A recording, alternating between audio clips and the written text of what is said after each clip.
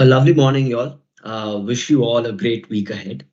This webinar is structured to give you an overview of the Indian paint sector and a capital cycle approach to evaluate that particular sector.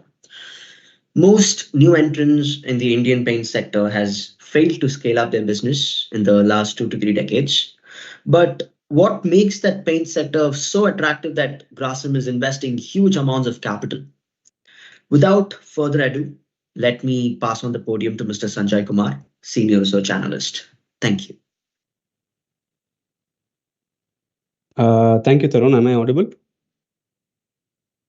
Yes, sir, you're audible. All right, perfect. Good morning, everyone. Thank you for joining in today. So talking. We'll be talking about the paint sector today. Shades of disruption, because we see a disruption coming in the form of Grasim. So we'll get started. So paint sector has been a money printing machine for the last 20 years. If you go back to the early days of Asian Paints got listed sometime in the 1980s. Even since then, they've been a compounder, a multi-bagger, and money printing machines, literally. Okay, so they've been making upwards of 20% ROCE consistently for the last 40 years. Others, Berger and all, became really big in the 2000s. Even they're not way behind. Okay, so if you look at Berger Paints, ROCE, it's almost every year in the last 20 years, it's been above 25%. Even the second player, Berger is not the leader, Berger is the second player. Even the second player has been making insane amounts of money. The third player, Kansai, again, slightly inferior, but again, if you look, only in the last 2 3 years, they've gone below the 20% threshold ROC. So every company, at least the top companies in the sector, were making money and a lot of money. And they weren't making just money, they were growing every year, they were compounding on their existing base of assets and sales. So this is Berger. I didn't want to take the leader by, as it will skew the data. So even the second player in the industry has grown at 15% CAGR in the last 20 years. If you go to screener and make a screen for, let's say, last 20 years growth or last 10 years growth greater than 15% or 20%, I think the number wouldn't be more than 70, 80 companies. And if you look at profit growth, it will be even higher for Berger. I think for the last 20-year CAGR in profits for Berger was almost 17, 18%. So that's how they've been growing and making money consistently for the last 20 odd years. And they were growing faster than others. So on the top is paint companies, and at the bottom is FMCG companies. So they've been consistently growing in double digits. In very rarely they been growing in single digits. For example, FY20 there was a slowdown in paint consumption, but that was applicable for all the FMCG players as well. FY21 there was lockdown. Nobody was painting their homes because they didn't have the service to do that. But FMCG companies did well. So aside from this outlier, every other year they've been growing faster than the FMCG players. Now look at the last 2 years, crazy growth. Uh, so markets also like this, uh, given the ROCE, given the growth, they've been consistently creating wealth for the shareholders also. So if you look at sales CAGR 20-year is 15%, profit CAGR is 17%, and the market cap CAGR is 34%, 2x of the profit CAGR. That's how insane wealth creation has been in the last 2 decades. So FY23 is slightly lower for Berger. So if you actually calculate till FY21, this 34% would have been like something like close to 40% CAGR. So we'll see why that has been a decline in market cap in the last 2 years. Every other year, they've been only increasing their market cap. So capitalism works in a way that whenever they see someone making money, someone else wants a share of that. Okay, so they'll go and attack that profit pool. Paints is no different. So at the beginning of the last decade, the top four companies, the four listed companies, they had 89% market share, and now currently we are close to 85%. So 4% has gone into the next 11 companies. So they've gone from 11 to 15%. So throughout the last 20 years, competition has tried to gain some market share from the leaders. So they want some profits. They were able to do that because they were growing faster, obviously. So if the top four paint companies carried in the last 5 years was 14%, the next 11 companies were growing at 19%. So there was an alpha of 5%, which led to the increase in the market share. So paint sector, the OGs, the original leaders of the paint sector were these set of companies. In 1990s, there was only one, two, three, four, five, six, seven, eight companies that were selling paints. At least the organized segment was only these set of players. Okay, and move on to 2000s. A lot of MNCs started coming. A lot of Indian players started entering the markets, but they haven't been very successful. So let's take a global giant. Sherwin-Williams is a global giant in the paint sector. They weren't able to scale up. So they started sometime in 2007, 2008, but they had to sell their business in 2013 to Berger. So another leader bought out a global leaders subsidiary in India. Nippon Paints have they've survived. They have not just survived. They've scaled up their business to they've reached 1,000 crores now. But everyone else is struggling. So PPG they had a joint venture with Asian Paints. RPM also launched, but they haven't been able to scale up. So they vacated the decoratives market. Jotun is still there, but they're very small. So not just them, there were a next set of 11 companies which includes Nippon Paints, but the 10 other companies which are Indian companies. So they've been trying to gain market share. Let's say at the beginning of the last decade, they were at 10, 11%. Now they're at 15%. But Asian Paints has gone from strength to strength. So from 46, 47%, they're at 50% of the organized sector now. And so AkzoNobel has been losing market share. The yellow line is Kansai. Kansai has been losing market share, but Asian Paints hasn't lost market share. In fact, it has gained. Berger has been able to maintain its market share. So if I include the unorganized piece as well, Asian Paints is at 43% market share. Huge, huge. I don't think this is seen in any, maybe one or two sectors globally, but this is very rare where the leader has almost 50% of the total market share. Berger is at 14%, Kansai 11, Axo 5%. The next set of 11 companies are at 13%. Unorganized 15%. So take it with a pinch of salt. We don't have exact data of the unorganized sector. It could be 15% or even 20, 25%. But conservatively, I think in the last 2 years at least, post COVID, I think the unorganized has gone down.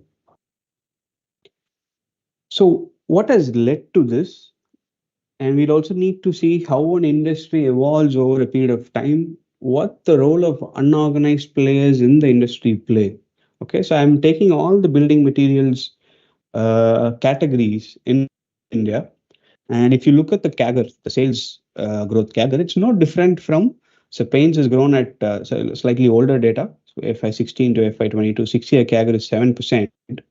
But even tiles has grown at 6%, cement has grown at 5%. The small pockets which have grown in double digits, like MDF, sanitary ware, and faucets, CPVC, another success story. So what has led to the paint sector making a lot of wealth is this piece, unorganized share of 25%. If you see all other sectors, they all have a very high share of unorganized within the total sales mix. Like bathware is at 55, tiles, sanitary ware should be 60%, faucets slightly higher. Cement, there'll be some very small players, but most of it is organized because you need a lot of money to put up a cement capacity. Within the wood category, plywood and laminates have very high organized share. MDF has a lower unorganized share even compared to paints, but this is a bit skewed data because I'm not capturing imports. Because within MDF, Chinese imports play a very big role.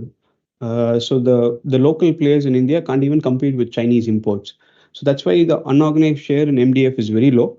But the organized players, let's say for example, green panel and all, they have to compete with the Chinese imports. And if you take CPVC, this is very nascent, just beginning. This sector is, I think, should be 10, 15 years old. And the raw material that is needed for CPVC is not available in India. Most of it is imported. Only now Grasim has partnered with Lubrisol, a global leader, to make CPVC resins in India. So there's no raw material availability, and you'll have to partner with a tech giant, global tech giant, to get the raw material to make these pipes. So that's why the organized players have a bigger share in CPVC. But if you look at PVC, you can buy resins from Reliance and other players, and you can put up a PVC extrusion machine and start selling. So the entry barriers are very low in PVC, and that's why the blended plumbing is at 34% unorganized share. But we'll just take, so CPVC, we've seen the difficulty. MDF, we have seen the difficulty. Chinese imports, cement, capex. Only paints is where the unorganized share is very low at 25%, and that enables them to make higher ROE. So paints has the highest. This is not just the leader, mind you. This is the top four players. ROE blended is 22%, which is much higher. In fact, 2x of the cost of capital. If you say Nifty has given you 11% on average in the last 20 years, these guys have made 2x of that, 22%. Every other cement is close to cost of capital. This is because Sri Cement and Ultratech Cement is skewing this data.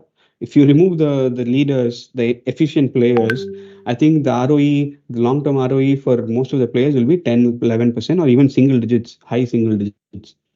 Plumbing is very good. It's playing out like what paints did in the last 10 years. It's becoming more of a brand, although it's a commodity at the end of the day. So they make slightly higher ROEs, also helped by the fact that unorganized share is low. Even here, Supreme will make 22, 20% ROE, and the others will make slightly lower. And the same goes with tiles and sanitary ware. Sera and Kajaria will make 17, 18% ROE. The rest of the players will make lower than that. So nobody makes 20% in any of the other building material categories. And what's the market share of the leader? Asian Paints has 43% market share. Nobody else comes close. Okay, the closest would be, say, Ultratech at 25% market share. Sera, this most celebrated building materials company, also has only 15% market share in sanitary ware. In faucet ware, they'll have much lower market share. I think it should be close to 5%. Kajaria, one of the biggest tile maker globally, also it should be in the top 10 tile maker. That has only 13% market share in tiles. So if you go to Gujarat or Morbi, there's an area called Morbi in Gujarat, where you'll find thousands of tile makers. All they need is a gas. So they or furnace oil. Now that most people are changing to gas because of the NCLT or National Green Tribunal norms. So all you need is power to make tiles and sanitary ware. So that's why the unorganized continues to be high in those segments. So all of this has resulted. So we start with unorganized share. Because of a lower unorganized share, you make more money, higher ROE. So you keep gaining market share, and all of this translates into market cap. So if I take a very crude metric of, let's say, I'll take the top three companies' market cap and divide it by the total market size, total sales of that particular category. The top three market cap of the paint companies is more than five times the market size itself. So if the market size was 65,000 crores in FY22, all their market cap put together would have been 2 lakh crore, close to 2 lakh crores. So that's how market has rewarded paint companies in the last 20 years. If you see some sectors, the top three companies do not even match the market size of the segment, the sales of the segment. So this is how industry dynamics plays. the share of unorganized results in a lower share results in higher ROE, higher market share, and then higher market cap. This is not just in building materials. You can take any sector, let's say banking. If you see the top six banks have been, this is the incremental market share, okay, across time periods. In FY 2010, top six banks had 47% market share. Now they have 62% market share, which means the incremental market share was 80% in the last 6 years itself. So the big keeps getting bigger, not just in paints or building material. It could be any segment. So look at paints, right? So the top four companies within the organized itself, this data is taking just the organized. So they're 99% market share. Only 1% was left to the other companies in terms of profits. Sales, this will be different, but in terms of profits. So you could say, will a lower market share for the top four companies or the top five companies be a good starting point to study a sector? It could. You look at Multiplex, today post the merger, it is close to 35-40%. So can it get to 60-70? That remains to be seen. And even domestic pharma, the top 20 companies are 68%. Can it get to what the paint sector is? I mean, it could happen. So this is how you'll have to look at sectors and study the dynamics within each of the sector. Look at pipes. The top five companies' revenue market share is only 39%.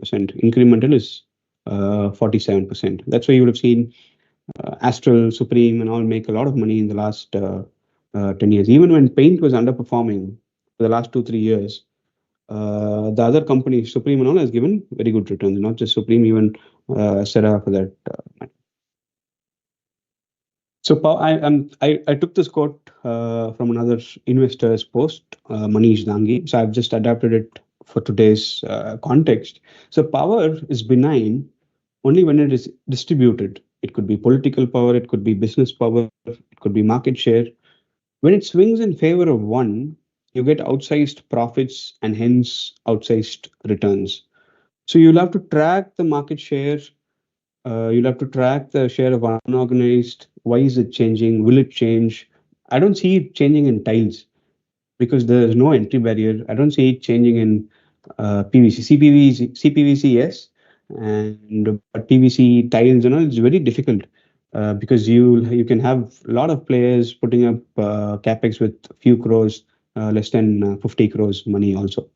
Another thing is, let's say, if unorganized share is 0% in cements, why are cement companies not making money?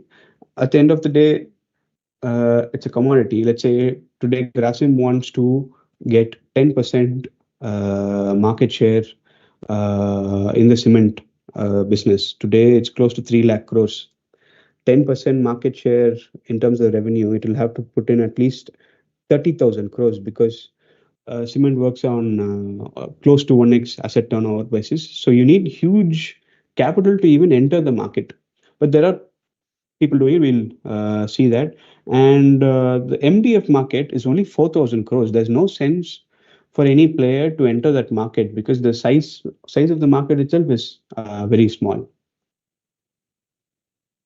So what happens is there'll be a lot of fragmented players to begin with. When a sector is a new sector, growing sector, there'll be a lot of fragmented small players.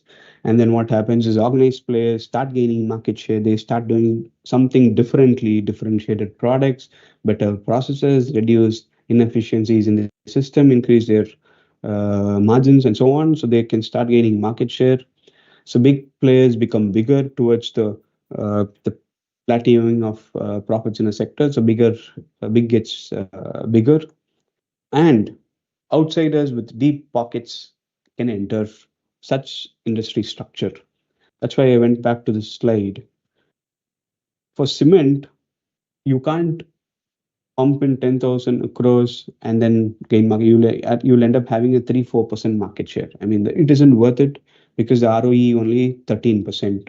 It's more of a commodity. You have restrictions of you can sell only up to 300 kilometers from where you're making the cement. So there is geographical restrictions also. So the ROE doesn't warrant any entry. Despite that, Adani is entering, probably because their existing business is lower ROE compared to cement. So they've bought ACC and Ambuja. And MDF is attractive. 17% is decent ROE. But the thing is, the size is very small. The market itself is only 4,000 crores, and you're competing against Chinese imports.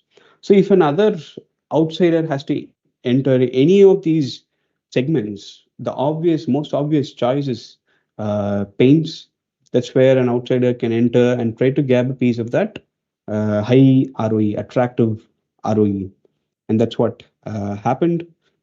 Outsiders with deep pockets entered. So this is JSW. This is an unlisted company. JSW Steel, the listed company, holds some 7-8% in the company. The rest is owned by JSW, the promoters directly. So they started with 200 crore sales in the first year. They doubled it the next year itself. Then they almost doubled it in FY22. And we'll see the numbers. See the numbers. So FY24, they're saying they'll end with 2,200 crores of sales, JSW Paints, and they're saying FY25 they'll add another 1,000 crores by FY25. Okay? And they're saying by FY26 they'll want to double it again. In fact, more than double to 5,000 crores by FY26. So this is kind of might, force, aggression that companies are trying to attack the existing incumbents in the paint sector. They don't want 22% ROE. Okay, they could be happy with a 15-18% ROE because their existing other businesses could be lower ROE than that. Okay, and then comes the elephant in the room, Grasim. So in 2021, this was January 2021, the chairman, Aditya Birla Group chairman, Mr. Birla, announced that they're entering paints. So Grasim was looking at new growth engines. They had scaled up their cement business significantly, and they had a good balance sheet. So they could have gone into any business, and they chose paints business. And here within that, they want to be whatever business they get into, they want to be leaders.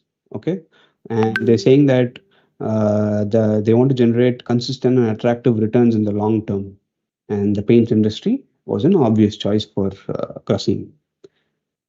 So this is a goal. So this is the current slide from their recent PPT. They're saying that they want to Birla Opus is their paint brand. They want to be a top tier paints brand. But if you go back in time and see their 2021 or 22's PPTs, they would have obviously explicitly stated that they wanted to become this top second player, top two player in the paint sector. So they want to be a second player. So they are cognizant of the fact that Asian Paints is the leader. It's difficult to dethrone Asian Paints, so they're targeting the second and third players. So they are coming out with a very holistic strategy, I would say.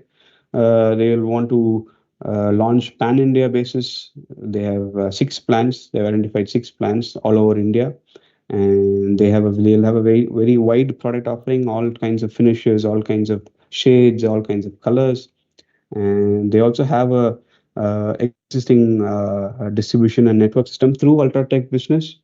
Ultratech is their cement subsidiary, and using that they want to hit the market in the shortest time possible. Another thing that happened was in Jan 2021, when they first announced, they announced only 5,000 crores of capex.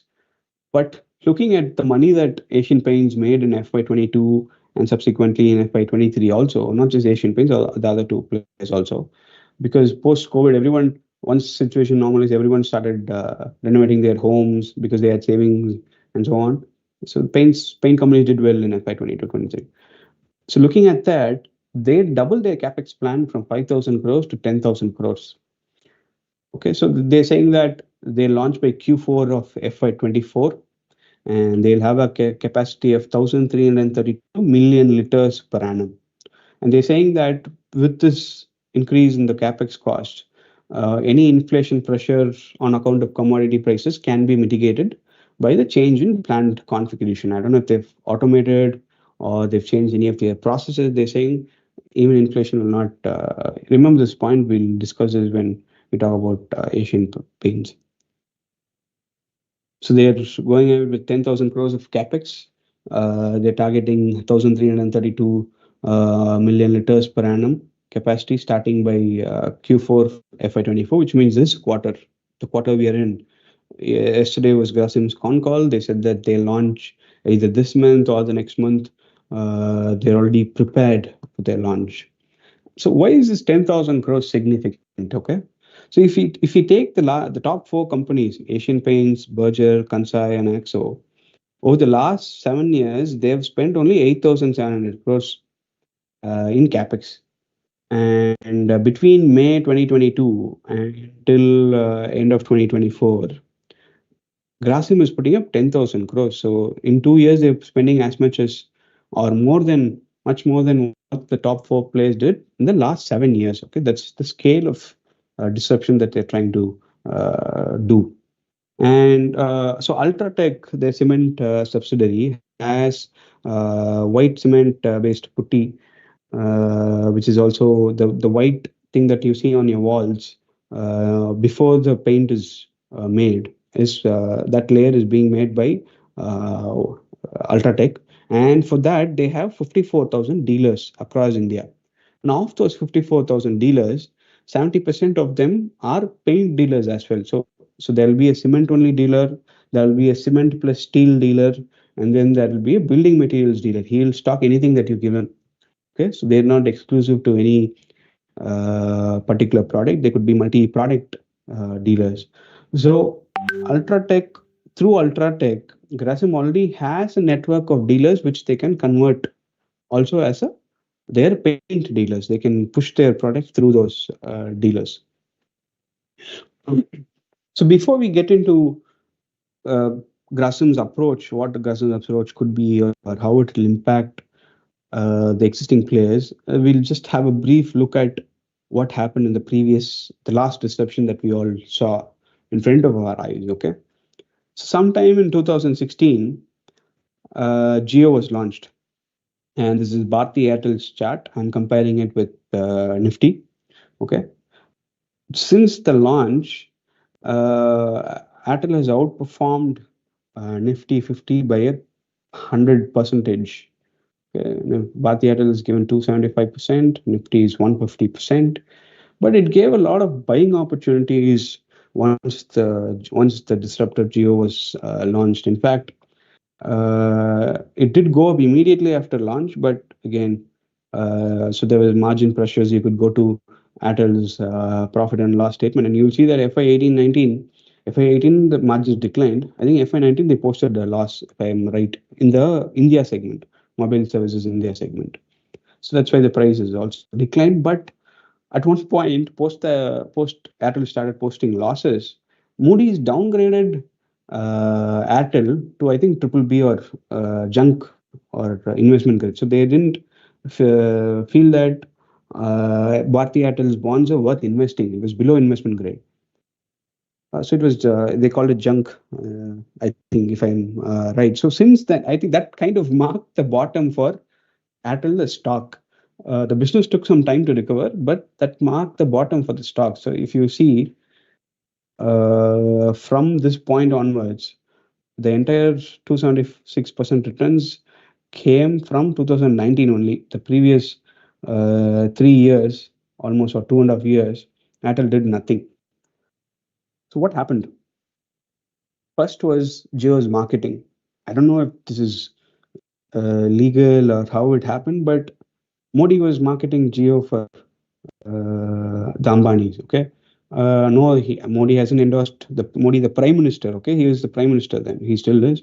So, Prime Minister was advertising a product. So how better can it be, for any of these brands? Okay, the Prime Minister of a country of 130 crores is selling your product. So that was the first nail in the coffin. And second was pricing. So they were offering 1 GB at 5 rupees, and they went pan India. Like Aircel, I think most of the Tamil Nadu folks will know Aircel, because it was famous in Tamil Nadu. But unlike that, they went pan India. So they had licenses, spectrum, towers for across all the states. So I think at one point they reached as much as Airtel's distribution in terms of the kilometers of fiber optic cables. And they also launched a new technology way before the other incumbents, which is voice over LTE. Another interesting aspect is, which a lot of people don't know, is that Geo started giving higher margins to the retailers. So if you go to a recharge shop, for every 100 rupee recharge, 6.5% Geo used to give to the retailer, whereas the other players were giving them 4.5 rupees. So they increased the margins for the retailers. So this is the strategy adopted by Geo to disrupt the telecom sector.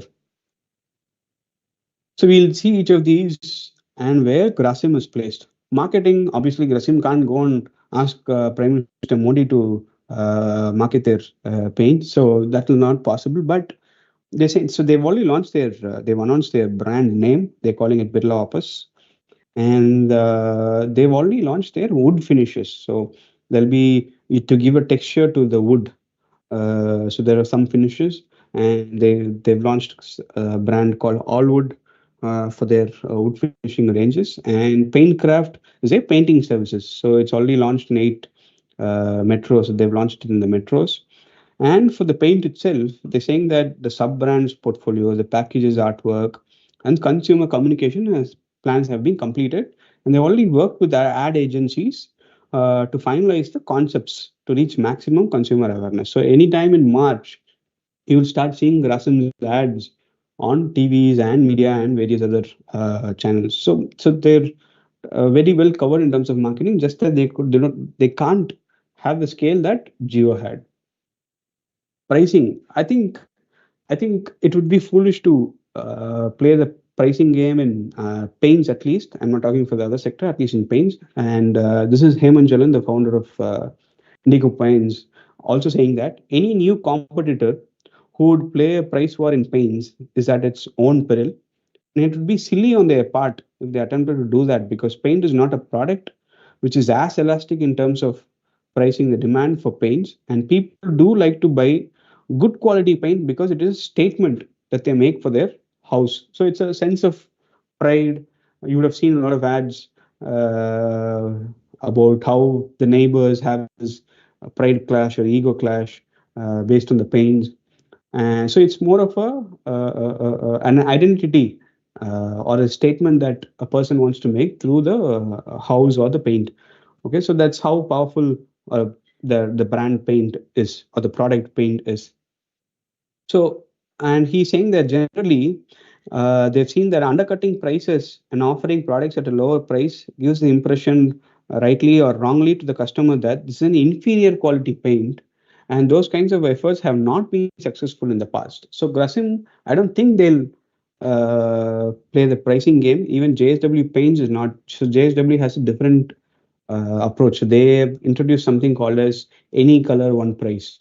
So what the existing players do is on any base color, there'll be a standard rate. But if you want a specific shade, then you'll have to pay more for that particular shade. But JSW Paints came out with a different strategy. You can see it in their ads also. Any color, one price.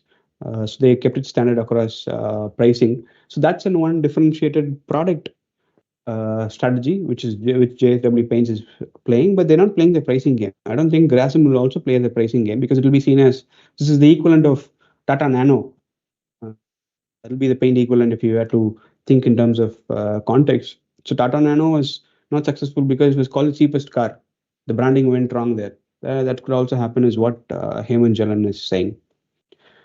Pan India capacity, just like Airtel or Geo did, Grasim is trying to capture the entire Indian market, even more so than the existing players. Also, apart from Berger, none of the other players have a facility in the eastern part of India.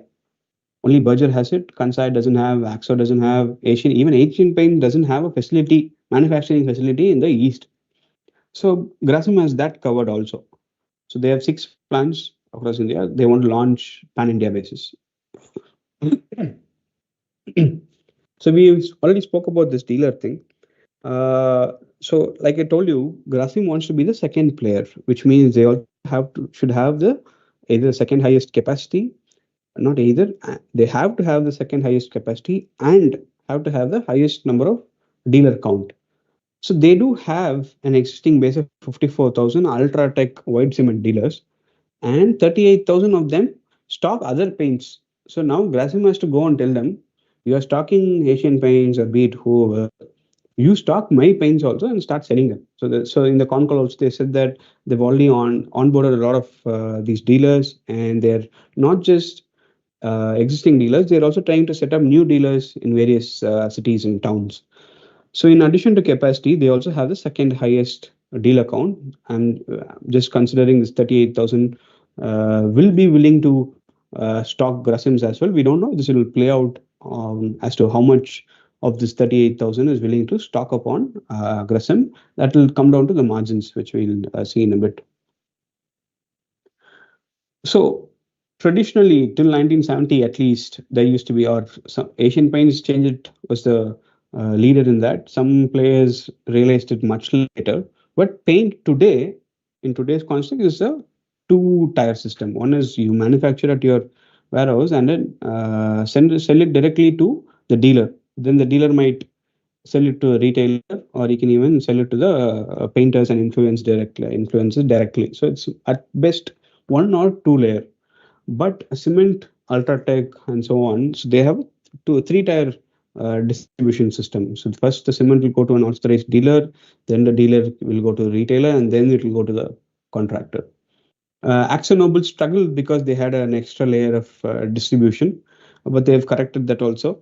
And now we'll have to see what route to market is Grasim taking. It will mostly be the same route that the other paint companies are doing. Finally, the margins. So before we get into how the margins will play out, we have to understand Grasim as a business, as a business, what the mindset of the owner is. So this is a slide from Ultratech, the cement subsidiary.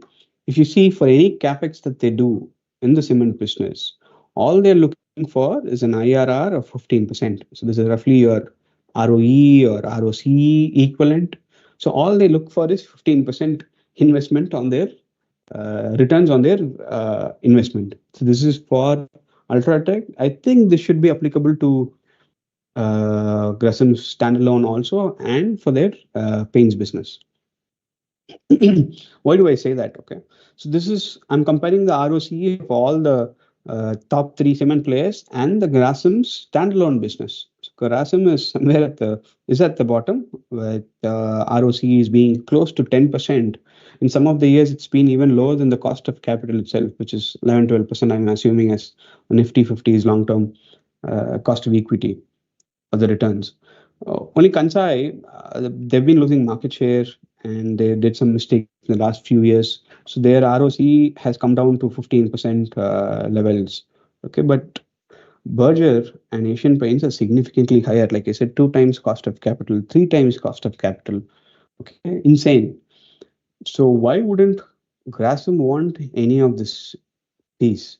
Okay, so Grasim will not aspire to go to 30% or 25% ROCE. They'll be happy with what Kansai is making. Okay, so they'll target to or reduce this gap between the players, and I think that's why they're even getting into the paints business, to increase their overall margin profile from the current low double digits to mid teens, or even maybe at scale they can even get to high teens kind of ROC in their standalone business. So this is just to understand where Grasim is coming from, what their return expectations will be. So now the ball is in Grasim's court. How much of margins they want to take from the existing players, or do they want to disrupt it immediately, go all in? So let's say they're putting up 10,000 crores of gross block across their 6 plants, and let's say they do a fixed asset turn of 2x. So typically in paints, I've seen that fixed asset turns can be from anywhere from 2 to 3, towards 3 if you have good pricing power, towards 2 if you're a mid-level player. So conservatively, let's assume 2x asset turn. So they can do 20,000 crores of sales from this 10,000 crores of capex. And if we assume working capital to be 20%, So they'll need another 4,000 crores of capital to be deployed in the business. It could be inventory, receivables, and so on. And so the total capital employed will be 14,000 crores, 10,000 crores of assets, plant and machinery, 4,000 crores of capital employed in working capital. So 14,000 crores. So on this 14,000 crores, if they have to make an ROCE of 15%, they'll need to do an EBIT, earnings before interest and tax, of 2,100 crores. I'll add back depreciation to arrive at an EBITDA of 2,600 crores. So this 2,600 crores of EBITDA on sales of 20,000 is roughly 13%. Okay. And the current players' margins, if you go and look at, forget Asian Paints, just look at the 2, 3, 4, 5. All of them are at 15 to 17% operating margins. So there's room for that 17% to come down to 13%. Grasim initially will be at single digits EBITDA margins, but at scale they'll reach the double digit EBITDA margins. So Grasim is going to attack the higher EBITDA margins of these 2, 3, 4, 5 players. Okay, so that 17, 16% EBITDA margin should come down to 15%. So this is a possibility. I'm not saying it will happen, but given this huge amount of capex, the might, the strength that Grasim is bringing in can impact the EBITDA margins of the existing players. And look at this, at 2.5 asset turn, all they need to do is 11% EBITDA margin. They don't even have to do 13%. At 11% EBITDA margin itself, they can do 15% ROCE. So now, like I said, the ball is in Grasim's court. Do they want to make 15% ROCE, or do they want to make 16, 17% ROCE, or even lower ROCE? We don't know. So I've just given out various scenarios what the EBITDA margins can be to make 15% ROCE. So drilling this down further and to see how much disruption can Grasim bring in. So they're saying that of the 1,330 million liters per annum capacity, 50% will be ready by Q4 FY24, that is by March itself. And let's say they utilize 20% of this capacity in the first year, which is 126 million liters per annum. Today, Asian Paints is selling at the average, the blended sales price is at 250 rupees per liter.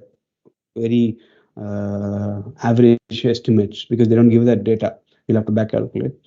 So realization per liter for Asian Paints is 250 rupees. I'm assuming slightly lower level at 200 rupees per liter. So 126 million liters at 200 rupees per liter will translate to 2,500 crores of sales for Grasim.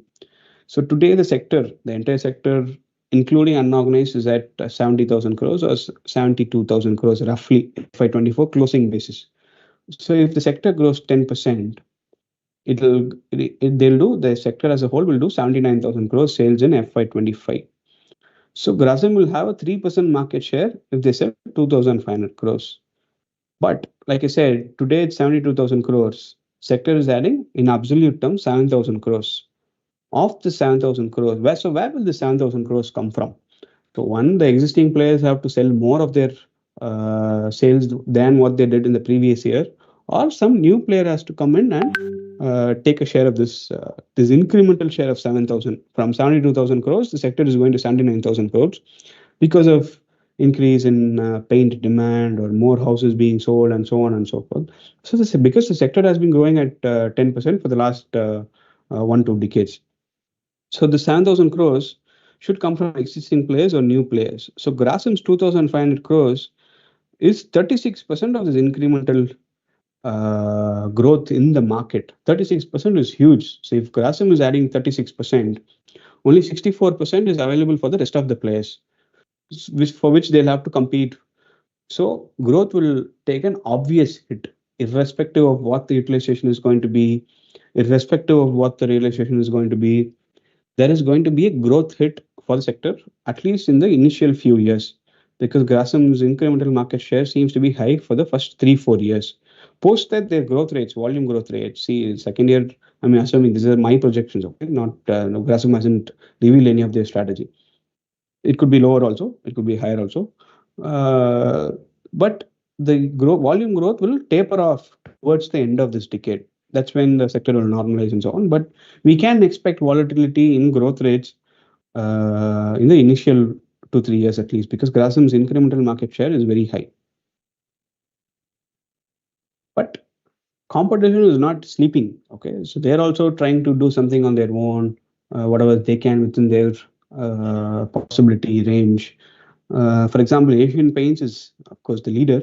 They're adding 50%, 54% of their capacity in the next 2 3 years. And Berger is adding another 18% capacity. Kansai is adding 25% capacity. Axo, they haven't given out any specific guidance. They're saying they'll increase whenever they want to.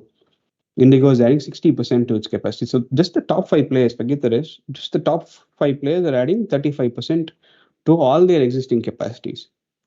So what does this mean? This 7,000 crores incremental, there is competition for that also. It's not just Grasim who wants that incremental growth in the sector. The existing players also want to grab that. Okay, so if we factor this in, not to the full extent, I'm just taking Grasim plus Asian Paints. So Grasim will sell 2,500 crores in the first year. But if I add, let's say, sector is growing at 10%, and if I'm assuming Asian Paints will grow at 12%, okay, these two put together alone will be 6,000 crores. So two players alone will grab 87% incremental market share. So I hope you remember the big gets bigger slide where the incremental market share was very high for all the sectors, but that was spread across 4 5 players. This is two players almost cornering the entire incremental growth in a sector. What will that mean for the rest of the players? I mean, they'll be hit very badly, at least in terms of growth. If not in terms of growth, they'll be hit in terms of margins. Okay, so this is what is going to hit the paint sector in the next 2 3 years. Assuming whatever I've assumed plays out, we don't know. We still don't know what Grasim's strategy is, what their pricing strategy is, how much will they sell in the first year, how much will they sell in the second year. But I'm just trying to see the worst case. The worst case looks very bad for the 2 3 4 players. So can Grasim sell what they are expecting to sell in the first 2 3 years itself? They want to be the second player. So we'll have to look at the second player, how they scaled up from the past, right? That will be a sensible thing to do. So I'm taking Berger. Berger was ranked sixth in India. They became third in India in a span of 10 years. So it took them 10 years to go from six to three. And to grow from three to two, they took another 10 years. So that's how long it takes to jump ranks in the market share in a particular sector. Now, Grasim is saying he'll launch in 2024 and he'll become the second player in 3 4 years, 5 years max. Because that's how what I'm assuming. Say, look, today, sorry, Grasim has a Berger has a market share of roughly somewhere around 13 14%. That's what I'm assuming also. By FY31, Grasim will have a market share of 13% of 1,40,000 crores of sales in the total paint sector. Grasim will be able to sell 18,000 crores of that entire piece. So that reflects, indicates a 13% market share. So can Grasim do that? We have seen JSW do that. So Grasim and Berger are at a different scale. JSW and Indigo are at a slightly smaller scale. But since only the Capex is different, scaling up could be the same. If you look at green, that's Indigo Paints. Indigo Paints has been, I think, they started sometime in 2006, 7, 8. So they've been in the market for roughly those many 15 years, 15, 18 odd years. Okay. But JSW, which started in 2020, has overtaken Indigo Paints, not just overtake.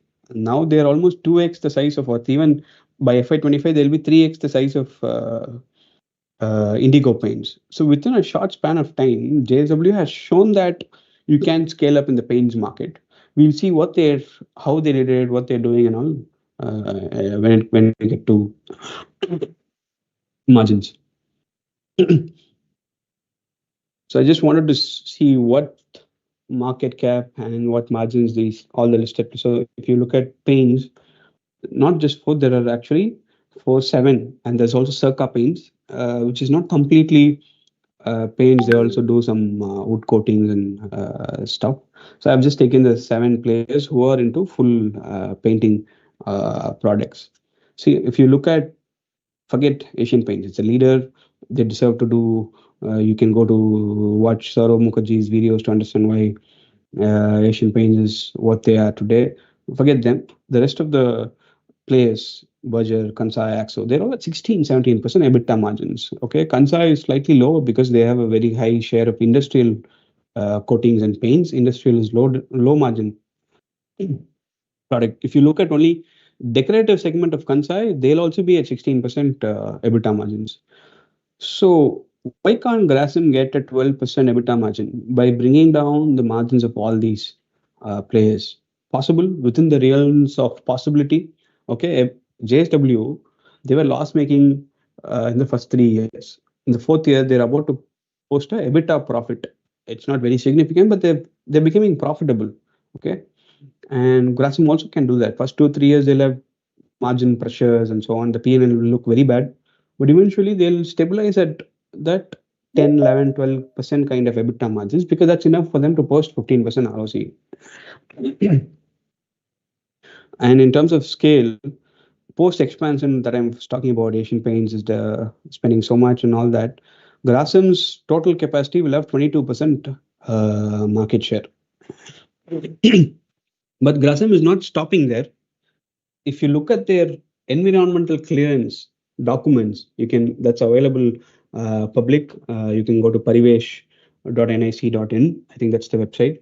If you look for environmental clearances, they have taken clearance for 4,000 million tons. So they are clearance for 3 times what their current capacity. So they just have to keep doing brownfield capex. So this 22% market share is the capacity market share. So why can't they have a 13% actual production or actual sales market share? Okay, because all of these companies, they're not operating at 100% capacity utilization. They're all operating at 60, 70. Asian Paints could be 75, 80% capacity utilization. So if a company has 22% capacity market share, why shouldn't it have, forget 22%, why shouldn't it have 15% sales market share or production market share? Okay, it looks obvious. I mean, this will play out in many different ways, but they should get to 15% market share at least. Otherwise, it doesn't make sense for them to spend 10,000 crores. They could as well put it in Nifty 50 index fund and or in their own cement subsidiary to make 12, 13% ROE. So we'll get to the margins part. So today the leader is Asian Paints, but in terms of gross margins, today AkzoNobel is leading the pack. Uh, so one thing that I'll agree with Saurav Mukherjee is that he said that the best paint in India is AkzoNobel, but the best paint company or stock in India is Asian Paints because the Dulex brand of AkzoNobel is very good. It's a premium paint. The mix, the chemical that they use is top notch. Okay, even my the friends who are into real estate, my family was into real estate, so they also swear by Dulex, that is AkzoNobel's brand. So they're the best in terms of branding, in terms of product quality. So they also enjoy high gross margins, although they are the fourth player in terms of market share. Kansai is the worst. Like I said, they have high industrial share. So they can't price their products. Whatever, let's say Tata buys paints from Kansai for their cars and so on.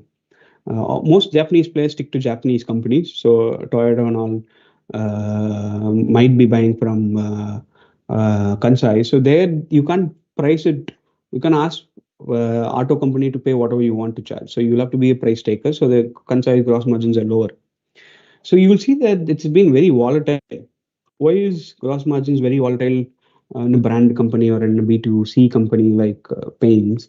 That's because of the raw materials that are used in paints.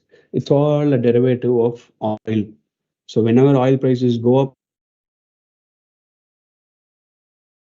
benefit. Okay, that's how it has been. If you see post Russia-Ukraine war, oil prices shot up, and that's why you see that for all the companies there has been decline in gross margins in FY 22-23.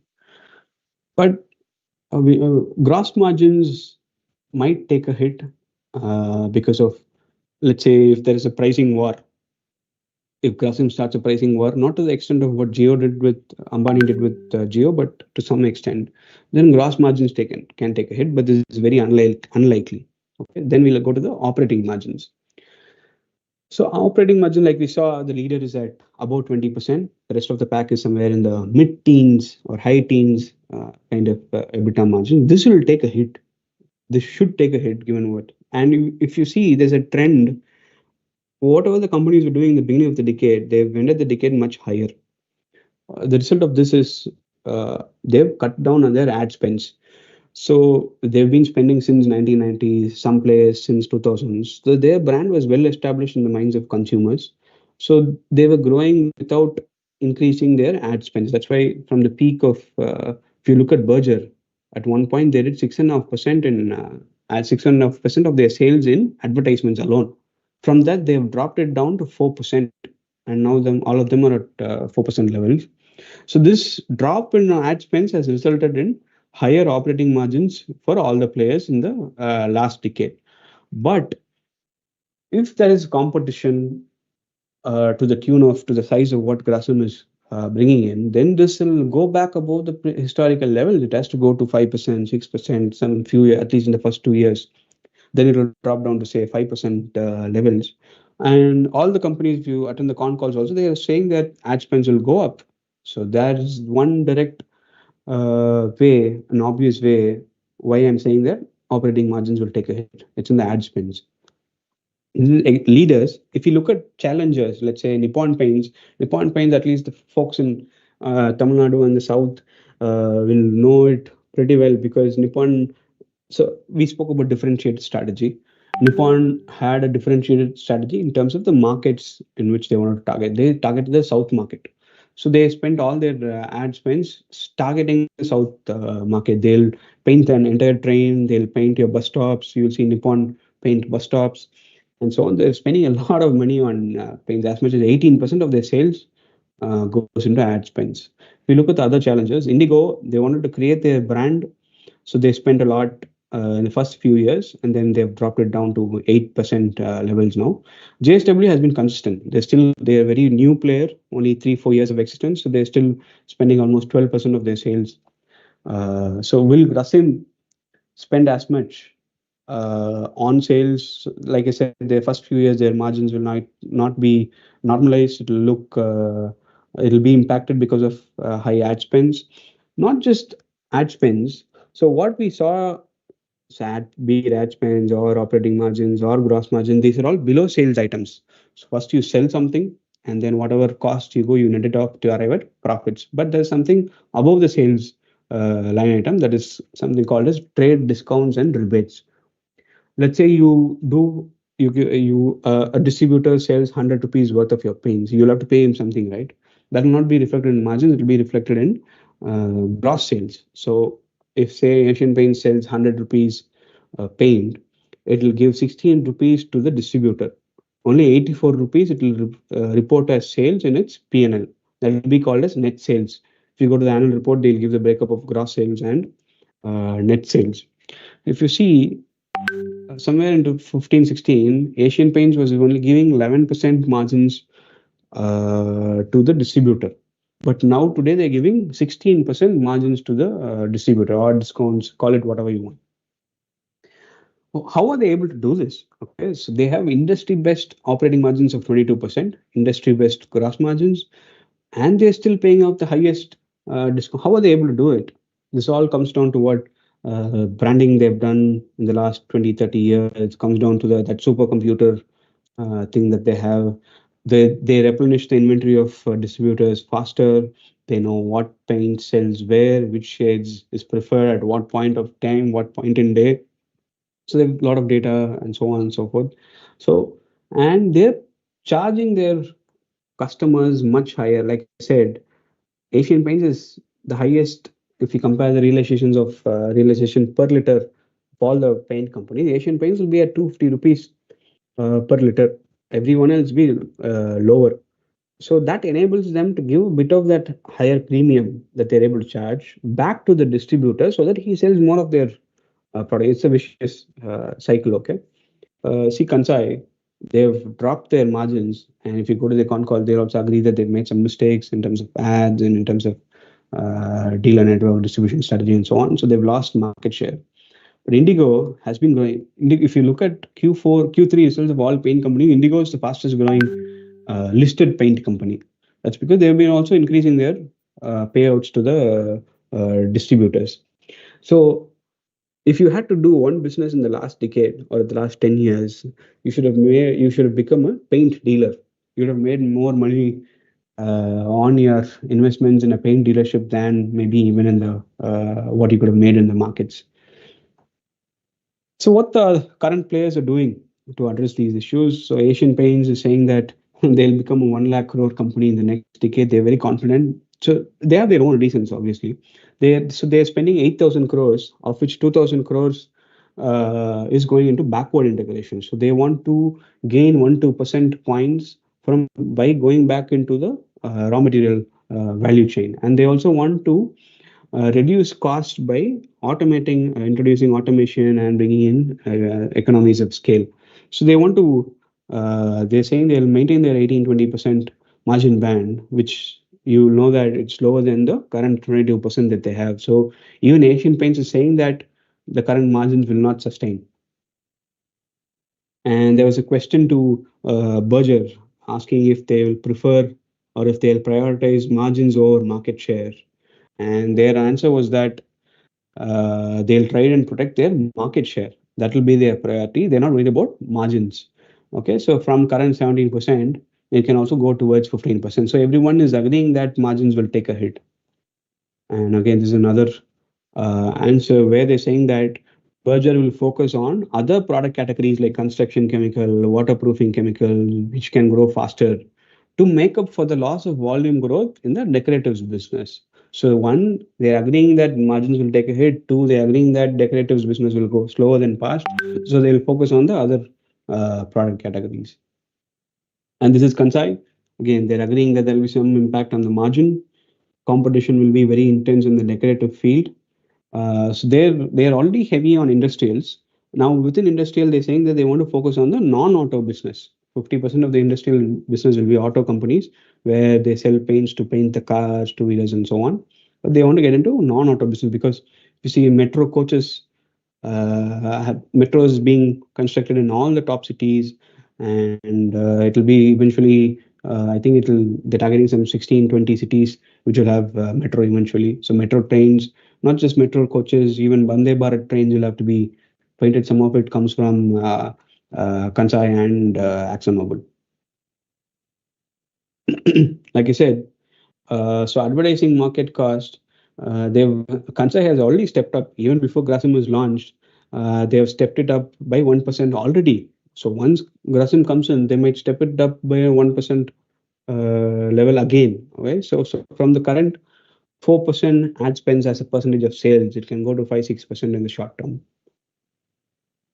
Another interesting trend is Kansai is witnessing an increase in preference for the organized painting services. Let's say you want to repaint your home, you will look for a local guy within your vicinity, or nowadays I think people go on to Urban Clap, there are apps to do that. So the organized part of painting services that was very unorganized, it was very fragmented. Now that's becoming organized. So now the organized market is 2%. So you don't have to look for a local guy. You'll start seeing companies themselves. Like I told you, Grasim has launched their paint service feature or the service for their clients. So that market can become big. So if you go back to the channel, I would have said that the end point was the influencer or the painter themselves. What if you own the painters, right? That's the best way you can sell your product, you can capture customers. So all paint companies will start to look to get into painting services as well. So scenarios, I'm just thinking out loud, wearing my fiction hat and trying to think what can happen in the sector given the disruption we have seen in telecom. So what happened in telecom? Bharti Airtel and Jio corner the market share. It's more of a duopoly now. Government keeps saying Idea, Vodafone Idea is a third player, but they still haven't recovered. Okay, they might recover in the future. So that's more of a duopoly market.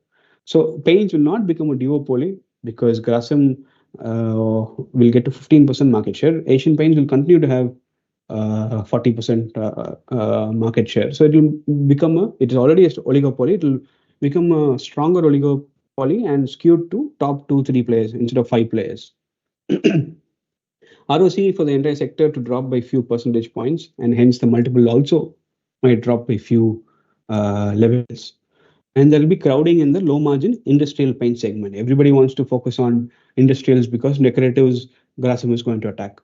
So antithesis would be, what if Grasim is not successful, but what as probability will you assign for that? Okay, and we'll get answers to some of these in the next 2-3 months when Grasim comes out with all guns blazing. We'll know their strategy. But market has already acted, and in fact, in the last 18 to 24 months since the launch of Grasim, the multiples have derated by almost 30% for all the top three companies. But they're still very expensive. Okay, the 47 is just pre-COVID levels. We are nowhere close to the beginning of the last decade multiples. I mean, we don't know if we'll go there or we don't know if we'll stay here. It remains to be seen. So this is phase wise of how the stock has performed, Asian Paint stock. So Jan 21 was when Grasim launched its 5,000 crores Capex announcement. Since then, and a year later, they doubled it to 10,000 crores Capex. That was in May 2022. If you look at that, Nifty Asian Paints to Nifty ratio has declined 30%. Although the Asian Paints stock is up since the launch, up 32%. Nifty is up almost 90%. So there's been a 30% fall in Asian Paints value. Asian Paints at least did slightly better, and Axo even better than Asian Paints since the day Grasim announced. If you look at Berger and Kansai, they've given negative returns in the same time period. So market clearly saying that Berger and Kansai will be more affected than Asian Paints. Is that the right lesson to take away from this? Could be. Right. So that brings us to, I thought, way our investment philosophy. We have a very long-term focus, and that's why we go into the nitty-gritties of how Grasim impact will be on the paint sector. In fact, we don't have Grasim or we don't have Asian Paints in our portfolio. So we do non-consensus investing. The consensus in 2021, 2022, 2023 was that Asian Paints was a 20% compounder to continue to compound at 20%. We go by data, so we look for, we don't go where the consensus is. We have a very bottoms up approach. We give merit for each sector and within the sector, each company, and we have a very high focus on risk management. More than returns, our focus will be on risk. So True Blue portfolio, which we're covering today, is a large cap portfolio. It tries to capture both the mega trends of the India growth story and the global champions. It's a 100% pure large cap concentrated portfolio. We have very high active share. Like, for example, if Asian Paints is 2% and Grasim is another 1-2% index, we don't have, so we are underweight by 4%. That's just these two companies. So we have very low churn. We have a very buy and hold strategy. So we'll buy when we think that we can hold Asian Paints, or if not Grasim, when we think that the sector has stabilized, or when we have a better price. At today's price, we're not interested in Asian Paint. Or when we have better clarity on what Grasim strategy is, then we'll definitely look into Asian Paint. So we have 22 stocks in the portfolio, a pure large cap product. These are top 10 stocks in True Blue, and this is in Nifty 50. So like I said, we have very high active share. The 6th to 10th stock in the index has only 17%, right, whereas we have 25%, and even more higher in the 11 to 20 bucket. And some stocks, we are not present at all. Reliance Industries and we are underweight on Infosys, ITC, just because Infosys higher free float doesn't mean it has to command a higher market share. Okay, and HCL Technologies or TCS for that matter in our portfolios have higher weight than Infosys because we give weight based on the merit of the stock and not based on the free float, which is how Nifty 50 is designed.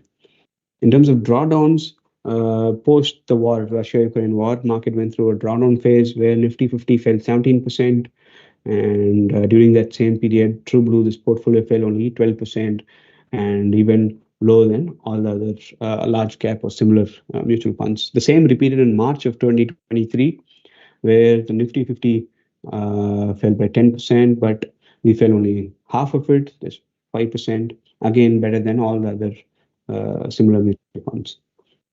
So our endeavor is to get 2 to 3% alpha over and above the benchmark returns across a time frame of 3 years. Every 3 years, we endeavor to beat the benchmark. So the product suitability is for first-time investors, or if you have a retirement corpus, or if you're close to retirement and you need a low volatility, high-quality portfolio, then True Blue is the product for you. Fact sheet, the investment team. So our founder and fund manager, Mr. Sham Shekhar, he has 3 decades of experience, and the co-fund manager for True Blue is Mr. G.R. Balaji. He has over 17 years of experience in the markets. And this is the entire team. I'm part of the research team. We also have a strategy team. We have product managers and fund managers. We have 4 products: Solitaire, True Blue, Vriddhi, and Sphere. Solitaire is a multi-cap product, a flagship product. True Blue is a large cap product. Vriddhi is a small and micro cap, and Sphere is multi-asset product. This is a performance. We've managed to beat the benchmark in the time frame that we look at, which is 1 year and 2 years. Key terms: 50 lakhs is the minimum investment as mandated by SEBI. This is not our internal criteria. This is from the regulation. We have option for 0% fixed fee and performance fees of 20% profit share above a hurdle of 6%, or an option of 1% fixed fee. That's it from my side for today. I'll be happy to take questions. If you have any, please feel free to type your questions in the chat box. It'll be at the top of the window.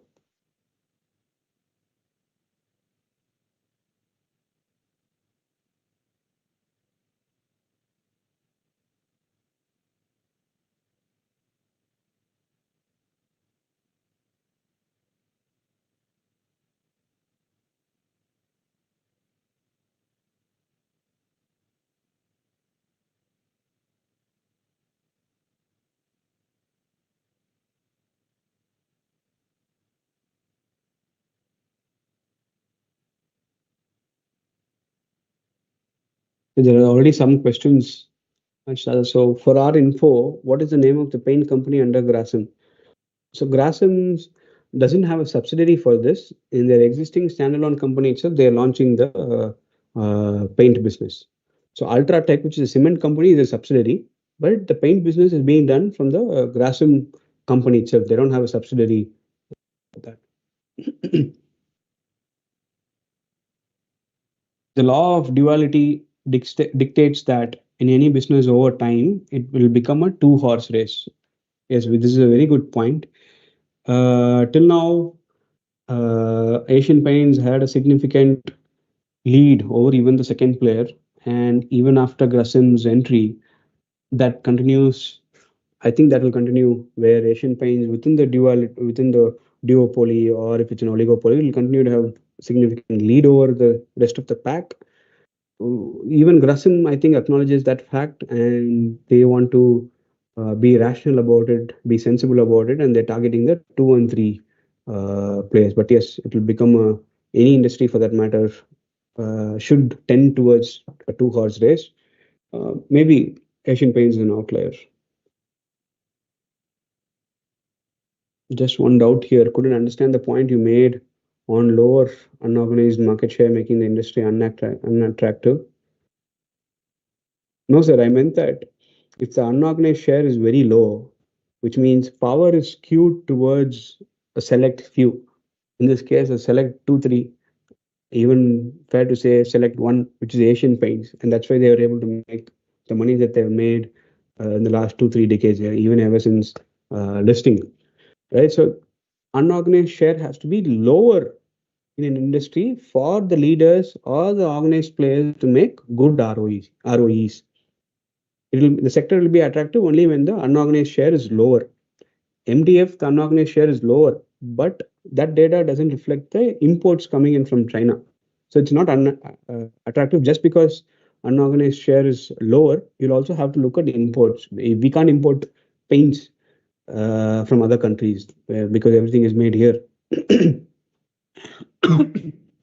You don't have advantage or cost arbitrage by importing paints from somewhere else because the raw material is same for even Chinese players.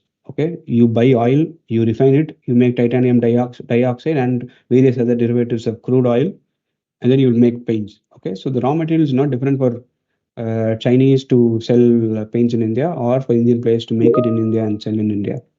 So there is no cost arbitrage, there's no freight cost advantage, and so on. So paint is a domestic play, MDF isn't. That's why each industry will have its own dynamics. Uh, you can't say one size fits all. But the general thinking is lower unorganized share in industry will mean higher profitability and higher ROE for all the existing players.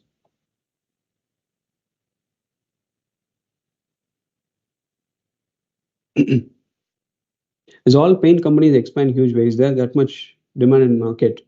No, sir, that's what I'm trying to say. So today, let's 75,000 crores is the paint market. It grows, let's say it grows at 10%. You're adding 7,500 crores incrementally. FY24, 75,000, FY25, 82,500, which means you're adding 7,500 crores in FY25. That 7,500 can be captured just by two players. Grasim and Asian Paints alone is enough. Then how will the other players grow? If the incremental demand doesn't meet the incremental supply, there's demand supply mismatch. Either the customer will benefit or the companies will be impacted in terms of margins or growth. We don't know what will happen. Given the entire sector is doing a massive capex, can there be a scenario where supply will be more than exactly, sir? Supply will be much more than. So in my assumptions, I've used 10% sector growth. Imagine if the sector growth is lower. Let's say there's 1 year of economy being weak, then the incremental market share will be even higher than 100% for these top two players. So forget growth. Companies can't even protect their the previous year's sales if the growth is lower for the entire sector. So Grasim will be part of True Blue, not so we're still evaluating. So if you look at Grasim's chart and you overlay Ultratech Cement's chart on top of it, you'll see that it will almost be 90% correlation between Ultratech and Grasim, which means 90% of the value in Grasim's shares is being driven by Ultratech's movements. So Ultratech has done well in the last 1 2 years, so Grasim went up, but they'll have P&L impact in the next 2 3 years once they launch paints business. So we are still evaluating at the right point where either where we are sure of Grasim's strategy or we have some sense of how the direction for these companies will be. We'll evaluate Asian Paints and Grasim. But today, Grasim is out and out driven by what Ultratech's capability or potential is. With painting cycle getting enlarged, 6 7 years for repainting, does the market absorb all the future capacity additions? So I think if you talk to paint companies, they're all saying that the painting cycle is getting reduced. People are repainting every 3 4 years or worst case 5 years. So the painting cycle is actually getting reduced. But if you what you are saying, uh, let's say if the painting cycle is getting enlarged because of weaker economy or because of lower cash flows with uh, deployable cash flows for individuals to spend, then the painting cycle will get enlarged to 6 7 years. Then the 10% growth, which I'm assuming in my base case, will also not happen. So 75,000 crores, 10% is 7,500 crores. But if the industry is growing at 5%, there will be 3,750 crores of incremental demand. Forget two players, one player, either Asian Paints or Grasim is enough to satisfy that demand. Then what will other players do? So that's the risk. And that's why that's also reflecting in the multiples of Berger, Asian Paints, and Kansai, where they've all re-rated, down-rated from almost 30% since the announcement of Grasim. Current realty demand at Metro City will lead to higher sales when they start handing over. It's a very good point. Not a lot of people think in these timelines. Okay, so the last real estate cycle was between 2005 6 to 2011 12. I think it peaked in 12. But whatever sales that they didn't in those period, they would have constructed the buildings in subsequent years, right? So what they sold in 2005, they would have constructed and painted that house in 2008. So the actual volume growth for paint companies would have happened towards the late cycle of the real estate. So building materials in general itself is a late cycle play. Cement is a mid cycle because you need cement to construct. Only then you can paint the building. So cement that way is mid cycle. Paint and few other building materials are late cycle in a real estate play. So real estate has started doing well again in the last few years. So all of that sales will have to translate into buildings, and then subsequently paintings for that buildings will be done in the next few years. Just that if that demand comes in 27, 28, there will be supply demand mismatch where there will be oversupply in FY 25, 26, 27, which is a possibility. That's the risk we are evaluating if it will play out or not. Can we expect M&A in this sector? Yes, sir, very much. But if you look at the very small companies, why would Grasim, which is very large, want to go and buy, say, someone like a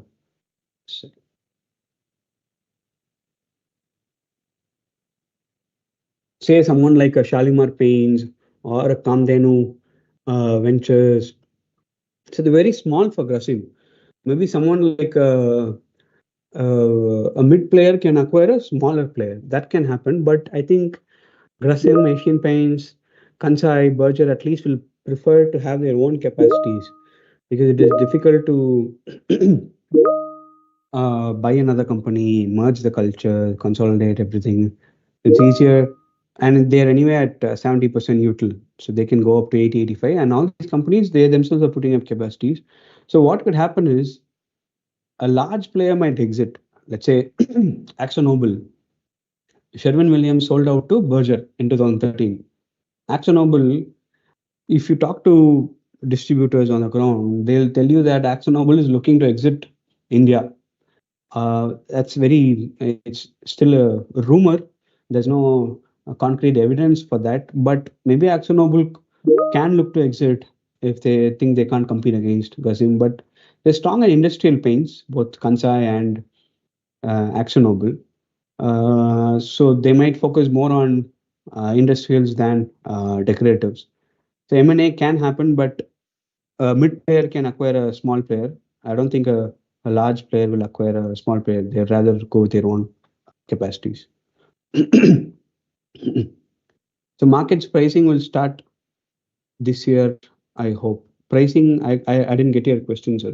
Stock market pricing or the product pricing? Because markets have been pricing it in this risk in for the last 2 3 years. Like we saw, the valuation multiples have derated for all three Asian Paints, Berger, and Kansai in the last 2 3 years by almost 30%. And what happened in Bharti Airtel or Idea Vodafone could happen to the smaller players, let's say Shalimar, Kamdenu, Ventures. We don't know what will happen to them. We'll have to wait and see. This all depends on how much Grasim pushes into the market their products. Will they sell 2,500 crores? in the first or second year, or will they sell 5,000 crores in the second or third year, then that will be a pretty big impact for the smaller players at least.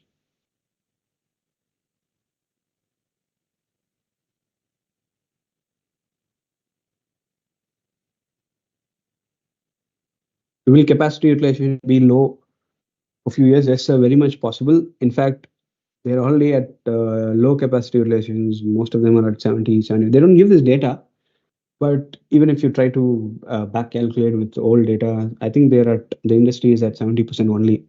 And if you look at the lower, smaller players and all, they'll be even at a lower level. And given this new supply from Grasim to hit this year, Asian Paints, I think it'll the brownfield capacity will hit next year, and the greenfield will hit in FY26. So capacity utilization can become lower than what it is for the next, at least in the immediate term, short term, 2 3 years.